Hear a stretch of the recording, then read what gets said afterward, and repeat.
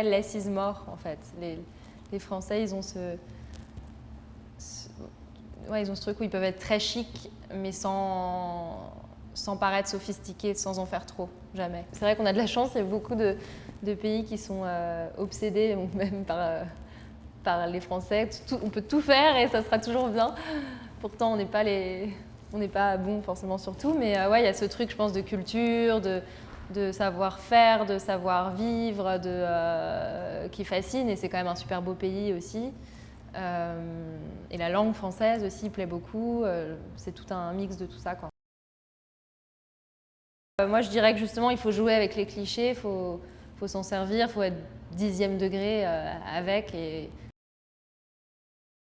l'envie d'entreprendre, ça m'est venu avec le temps, avec des rencontres. Et c'est vrai que j'étais un peu pas dans un flou, mais je faisais un peu un non-métier qui a un nom qui est influenceur. Mais avant, voilà, je voyageais, je faisais des photos, j'étais payée pour faire ça. C'était un peu comme faire du mannequinat, mais avec un lifestyle et avec sa personnalité aussi.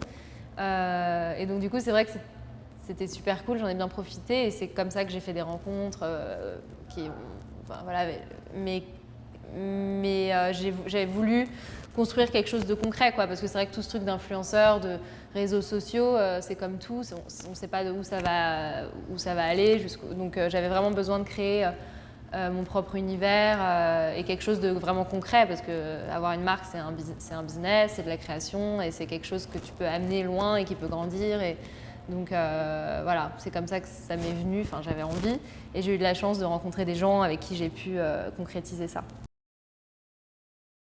Donc, on appelle ça marque d'Instagram finalement, même si maintenant on va ouvrir des boutiques et ça va être comme une vraie marque, mais au départ, cette marque, les clients, c'est mes followers en fait. Donc oui, ça peut complètement s'allier. Justement, on a cette visibilité dès le départ qui est même un plus pour que ça aille vite, pour que ça ait beaucoup de succès très vite. Mais après, le challenge, c'est plus de comment ça peut continuer et comment ça peut évoluer et rester, parce qu'il y a tellement d'autres personnes.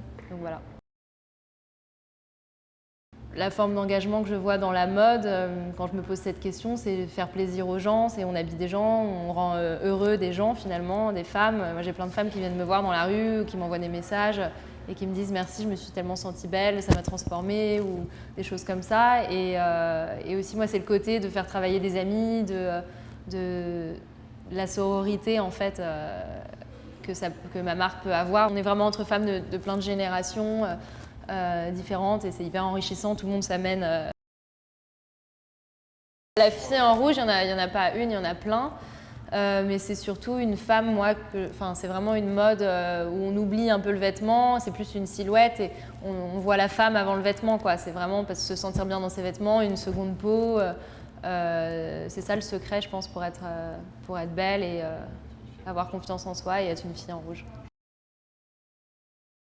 Toujours beaucoup de fleurs, de choses très féminines, du satin, beaucoup des verts foncés, du bordeaux, des grands manteaux d'hommes pour s'envelopper, beaucoup de daim en bottes, j'aime bien les bottes en daim un peu vintage, et plus d'accessoires qu'avant. Et on va lancer les cosmétiques. Les cosmétiques le 1er novembre, donc voilà, on vous en dira plus bientôt, vous en saurez plus bientôt.